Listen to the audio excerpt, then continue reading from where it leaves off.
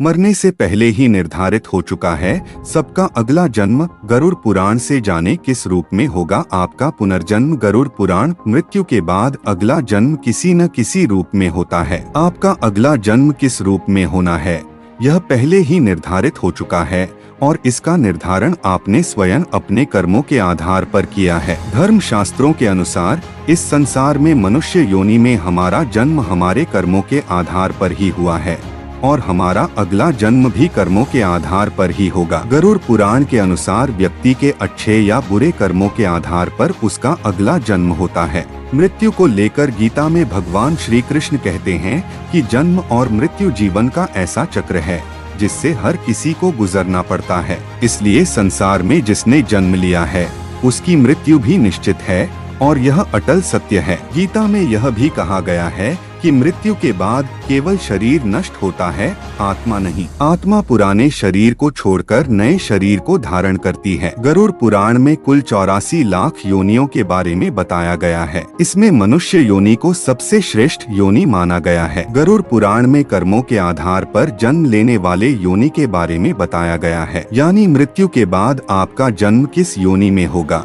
यह पहले से ही निर्धारित है, क्योंकि आप अपने जीवन में जिस तरह का कर्म करेंगे मृत्यु पश्चात उसी के आधार पर आपका अगला जन्म भी होगा। जानते हैं ऐसे 5 कर्मों के बारे में जिससे अगला जन्म निर्धारित होता है। पहला, धर्म का अपमान करने वाले। जो व्यक्ति धर्म, वेद, पुराण जैसे धार्मिक ग्रंथों का अपमान करता है, ईश्वर के प्रति श्रद्धा भाव नहीं रखता और पूजा पाठ नहीं करता है, वह आस्तिक कहलाता है। गरुड़ पुराण के अनुसार ऐसे लोगों का अगला जन्म श्रान यानी कुत्ते के रूप में होता है। दूसरा, मित्र के साथ छल करने वाले। दुनिया में मित्रता का रिश्ता सबसे खूबसूरत होता है, लेकिन कुछ लोग मित्र के रूप में शत्रु बने रहते हैं। गरुड़ पुराण के अनुसार ऐसे लोग जो मित्रों के साथ शत्रु बनकर छल करते हैं उनका अगला जन्म गिद्ध के रूप में होता है।